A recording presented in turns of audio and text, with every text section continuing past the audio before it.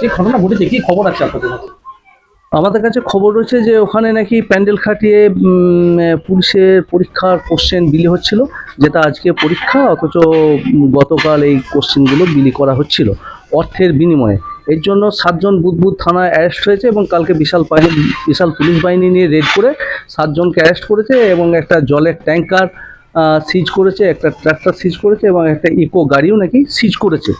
তা এখানে তারা হয় মানে যারা প্যান্ডেল করেছিল তারা বলছে যে তৃণমূলের থেকে মিটিং করার জন্য বলা হয়েছিল। এখানে শাসক দল পরিষ্কার তো বোঝা যাচ্ছে, এখানে শাসক দলের মদতেই এগুলো হচ্ছে এবং এর মূল মাথা কিন্তু নবান্ন। এই অবিলম্বে এটা গ্রেপ্তার করা উচিত এবং মূল পান্ডার কাছে যাওয়া উচিত, আর অবিলম্বে এই পরীক্ষাটাকে বাতিল করা উচিত। কারণ এখানে অযোগ্যরা পরীক্ষা দিয়ে পাস করে পুলিশের চাকরি করবে, এটা তো হতে পারে না।